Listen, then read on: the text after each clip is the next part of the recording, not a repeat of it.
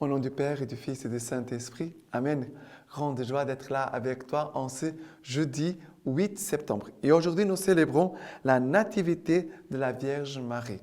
Nous célébrons la naissance de la Vierge Marie, celle que Dieu a préparée avant même la naissance de Jean le Précurseur.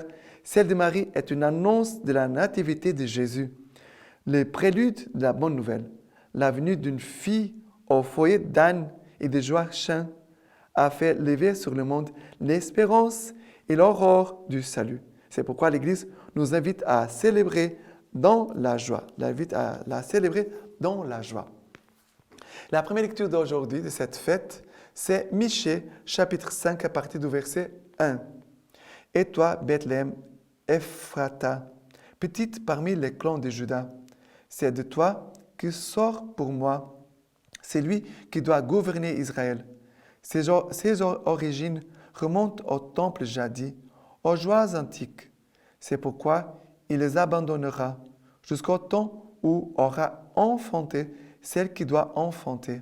Alors le reste de ses frères reviendra aux enfants d'Israël.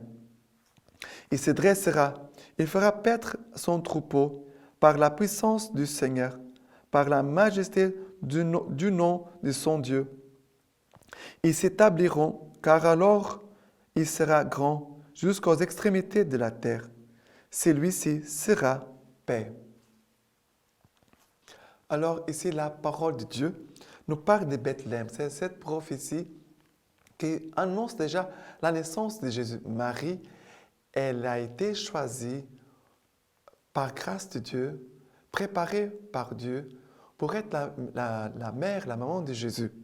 Et c'est pour cela qu'au verset Dieu 2 nous dit, c'est pourquoi il les abandonnera jusqu'au temps où aura enfanté celle qui doit enfanter. Alors le reste de ses frères reviendra aux enfants d'Israël. La venue de Jésus sur cette terre va rassembler l'humanité, va rassembler les hommes qui étaient dispersés. Et il dit, il se dressera et fera paître son troupeau par la puissance du Seigneur, par la majesté du nom de son Dieu. Et c'est magnifique parce que vraiment, cette prophétie qui avait été annoncée beaucoup de temps avant Jésus-Christ parle vraiment de Jésus qui est le pasteur d'Israël, qui va conduire l'humanité, qui va rassembler l'humanité comme un troupeau. Il sera vraiment notre bon berger. Et lui sera notre paix. Maintenant, le psaume d'aujourd'hui, c'est le psaume 13, à partir du verset 6. Pour moi, en ton amour, je me confie. Pour mon cœur exulte, admis en ton salut. Que je chante au Seigneur pour les biens qu'il m'a fait. Que je joue pour le nom du Seigneur, le Très-Haut. Alors, le psaume très petit qui dit, pour moi, en ton amour, je me confie.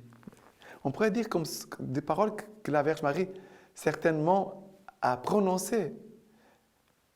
Pour mon cœur, que mon cœur exulte, admis en ton salut. Que je chante au Seigneur pour les biens qu'il m'a fait. Le Seigneur qui a choisi la Vierge Marie. Et certaines façons, Marie, quand elle va chanter le Magnificat, elle va dire ça. Que je joue pour le nom du Seigneur, le Très-Haut, le Tout-Puissant, a fait pour moi des merveilles. Saint est son nom, va dire la Vierge Marie. Bien que nous puissions vraiment nous confier dans l'amour du Seigneur, que notre cœur puisse exulter de joie devant le Seigneur, que nous puissions vraiment être admis, et nous sommes toujours admis dans la présence du Seigneur, dans sa maison, dans sa grâce. Vraiment que nous puissions chanter et jouer pour le nom du Seigneur, le Très-Haut, parce que vraiment le Seigneur fait pour nous tous, des merveilles. Et l'évangile d'aujourd'hui, c'est Matthieu, chapitre 1er, à partir du verset 18. Et cette partie que nous allons lire vient dans la suite de la première partie qui nous parle de l'ascendance de Jésus. Ça veut dire la généalogie, ça veut dire toutes les personnes qui antecèdent, qui sont venues avant Jésus-Christ. Il dit ceci. Or, telle fut la genèse de Jésus-Christ. Marie, sa mère, était fiancée à Joseph. Or, avant qu'ils eussent mené vie commune, elle se trouva enceinte par l'effet de l'Esprit Saint. Joseph, son mari, qui était un homme juste et ne voulait pas la dénoncer publiquement, résolut de la répudier sans bruit. Alors qu'il avait formé son dessein, voici que l'ange du Seigneur lui apparut en songe et lui dit, « Joseph, fils de David, ne crains pas de prendre chez toi Marie, ta femme, car ce qui a été engendré en elle vient de l'Esprit Saint. Elle enfantera un fils, et tu l'appelleras du nom de Jésus, car c'est lui qui sauvera son peuple de ses péchés. » Or, tout ceci advint pour que s'accomplisse cet oracle prophétique du Seigneur. Voici que la Vierge concevra et enfantera un fils, et on l'appellera du nom d'Emmanuel, qui se traduit Dieu avec nous. Dieu avec nous. Et ici, ça me touche beaucoup de vraiment, Saint Matthieu est là, le souci de montrer vraiment que Jésus est vrai Dieu et vrai homme, et qu'il est entré vraiment dans notre vie, qu'il est né d'une femme qui s'appelle Marie, qu'il a été adopté par Joseph comme son papa, mais que ce qui a été produit dans le sein de la Vierge Marie, c'est de l'ordre de l'Esprit Saint. Ça veut dire que c'est l'action de l'Esprit Saint. Mais nous parle que Joseph, son mari, était un homme juste et ne voulait pas la dénoncer publiquement, résolu de la répudier sans bruit. On voit ici la dignité de Joseph devant les mystères de Dieu. Joseph qui est surpris devant la grandeur du choix de Dieu, de l'avoir choisi pour donner accepter Jésus comme son enfant, de donner naissance à Jésus comme Jésus qui va être registré comme son fils. Jésus, vraiment, il va avoir le nom de Marie comme sa maman et Joseph comme son papa. Et Joseph, devant la grandeur du mystère de Dieu, il tremble. Et il dit, je ne suis pas digne, je dois m'éloigner, je suis un homme pécheur. La Vierge Marie, qui n'a pas de péché, Jésus, vrai Dieu, je ne suis pas digne d'être là avec eux. Il décide de s'éloigner sans faire de bruit, d'une façon discrète.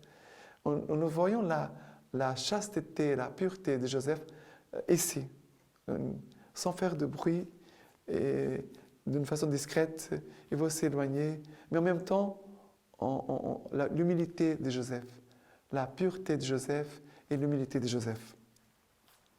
Et qu'est-ce qui se passe ici? C'est devant cette attitude d'humilité et de pureté,